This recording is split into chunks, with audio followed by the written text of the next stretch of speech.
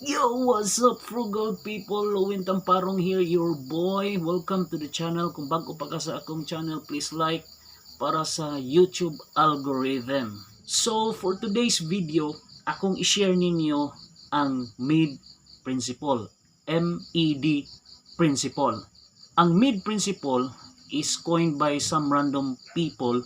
Wako kaila, pero niabot ni sa kong nahuna nga naagi inani nga principle which is very effective, proven to be very effective para sa imong financial freedom, para sa imong gustong buhaton o para sa umaabot nimo nga future.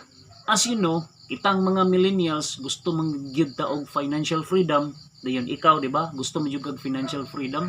Naa ka diri kay gusto ka og financial freedom. So busa way langan, way dugay adto na taon sa ng MED principle. Ang MED principle, MED, M stands for the mindset. Actually, ang makausab sa imong future, sa imong way of life, mao ang imuhang mindset. Ka-remember ka sa una katong 18 years old pa ka, sige kaglaag, kaon diri, kaon didto, inom diri, inom didto, pang chicks, laag, bisag unsay buhaton, you only live once, YOLO nga type of doing things. Mauna ang imong huna-huna sa una kaniadtong bata pa ka. Pero kung ang imuhang mindset mausab sad ang imuhang ginabuhat sa pagkakaron, kay na-open naman ka sa mga bag-ong opportunities, bag-ong mindset nga mo'y tuboy diha sa imong kasing-kasing o sa imong una-una. Ang mindset usab ang makapausab sa imong ginabuhat, sa imong finances, gikan sa pag-save, sa paggasto ug uban pa. Ang ikaduha mao ang letter E, mao ang execution.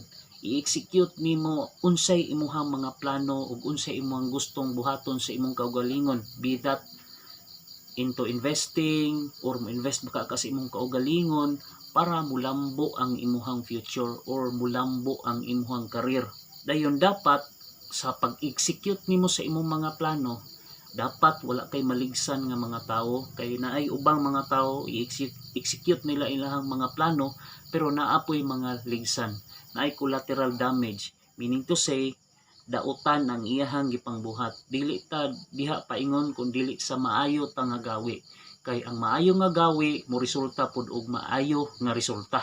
Kaning ikatulo, letter D, MED is discipline.